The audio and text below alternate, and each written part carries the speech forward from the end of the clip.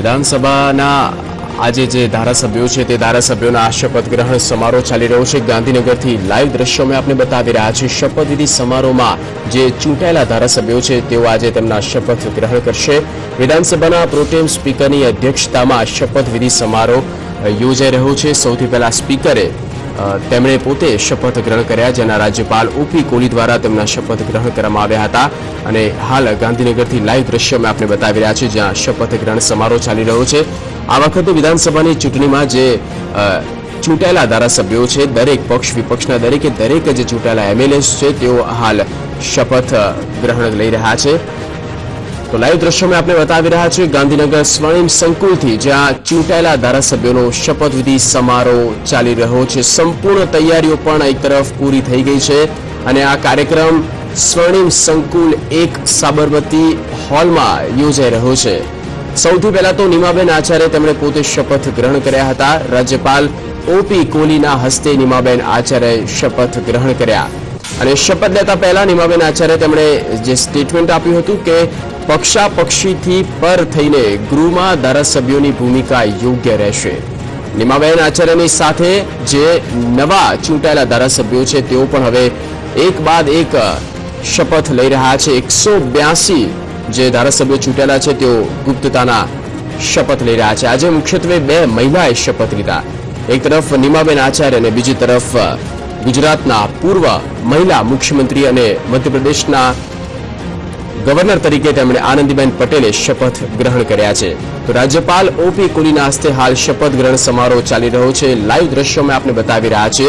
182 ધારાસભ્યો શપથવિધિ સમારોહમાં ભાગ લીધો છે અને એક બાદ એક આ ધારાસભ્યો શપથ લઈ રહ્યા છે। 182 એમએલએના હાલ શપથ ચાલી રહ્યા છે। આ પહેલા નીમાબેન આચાર્ય તેમણે પોતે શપથ લીધા અને તે સમય પણ તેમણે જણાવ્યું હતું કે પક્ષાપક્ષીથી પર થઈને અને ગુજરાતના વિકાસ માટે, ગુજરાતની જનતા માટે કામ કરવા માટેના જે યોગ્ય સવાલો હશે તેની પર યોગ્ય જવાબ મળે તેવા હેતુસર જ આ દરેક ધારાસભ્યો પોતપોતાનું આગામી સમયમાં મંતવ્ય રાખશે, પોતાની સમસ્યાઓ રાખશે અને તે પ્રમાણે એક પક્ષ થઈને કામ કરવામાં આવશે। પક્ષાપક્ષીથી પરે થઈને ગુજરાત વિધાનસભા ચાલે તે જ હેતુ છે અને વિધાનસભાના આ 182 નવા ચૂંટાયેલા જે ધારાસભ્યો છે તેઓ હાલ શપથ વિધિ સમારોહમાં ઉપસ્થિત છે। એક બાદ એક તેઓ ગુપ્તતાના શપથ લઈ રહ્યા છે। આ પહેલા જો વાત કરવામાં આવે તો પહેલા જે મંત્રીમંડળની રચના કરવામાં આવી, મંત્રીમંડળની રચના કર્યા બાદ અનેક વખત ચર્ચા હતી કે હવે ધારાસભ્યો શપથ ગ્રહણ કરશે અને આખરે એ સમય આવી ગયો છે કે જે 2017 વિધાનસભાની ચૂંટણીમાં જે ચૂંટાયેલા ધારાસભ્યો છે તેઓની હાલ શપથવિધિ ચાલી રહી છે। વિધાનસભાના પ્રોટેમ સ્પીકર તરીકે પણ નીમાબેન આચાર્ય શપથ ગ્રહણ કર્યા। આપ જોઈ શકો છો જયેશ રાદડિયા તેમણે પણ શપથ ગ્રહણ કર્યા। Pro tem speaker doctor Nimaben Acharya શપથવિધિ સમારોહમાં તેઓ દરેક જે ચૂંટાયેલા એમએલએ છે 2017 વિધાનસભા ચૂંટણીમાં નવા 182 ધારાસભ્યોને શપથ ગ્રહણ સમારોહમાં તેઓને ગુપ્તતાના શપથ અપાવી રહ્યા છે। આજે મુખ્યત્વે 2 મહિલાઓએ શપથ લીધા છે। એક તરફ નીમાબેન આચાર્ય અને બીજી તરફ મધ્યપ્રદેશના 27મા ગવર્નર તરીકે ગુજરાતના પૂર્વ મુખ્યમંત્રી આનંદીબેન પટેલ। તો વિધાનસભાના પ્રોટેમ સ્પીકરની અધ્યક્ષતા હેઠળ આ શપથવિધિ સમારોહ હાલ ચાલી રહ્યો છે।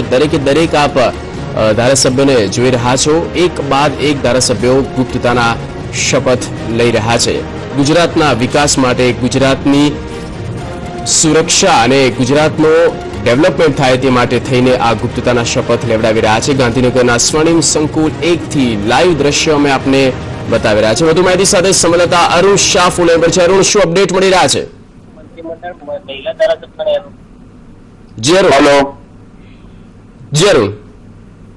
ગુજરાતમાં જે રીતે ભાજપની સરકાર માટે જોઈએ તો ભાજપ 99 બેઠક સાથે અને કોંગ્રેસ 77 બેઠક સાથે જે રીતે વિધાનસભામાં પ્રતિનિધિત્વ કરશે, મહદઅંશે જે રીતે 2 અપક્ષ ધારાસભ્યો પણ ચૂંટાઈ આવ્યા છે, ત્યારે આ સત્તાવાર ધારાસભ્યો તરીકે તેઓની વિધિ કરવાના છે। શપથવિધિ સમારોહની માટે આજે વિધાનસભાની ખાસ બેઠક યોજવામાં આવી છે, જેમાં સૌ પ્રથમ પ્રારંભમાં મુખ્યપ્રધાન તરીકે શપથ લેવામાં આવ્યા હતા। ત્યારબાદ વિધાનસભા વિપક્ષના નેતા તરીકે પરેશ ધાનાણીએ શપથ ગ્રહણ કર્યા હતા। નાયબ મુખ્યપ્રધાન સહિતના પ્રધાનમંડળના સભ્યો, ત્યારબાદ મહિલા ધારાસભ્યો અને ત્યારબાદ હવે વિપક્ષના ધારાસભ્યો સહિત તમામ 182 ધારાસભ્યો છે પોતે શપથ ગ્રહણ વિધિ સમારોહ હાલમાં ચાલી રહ્યો છે.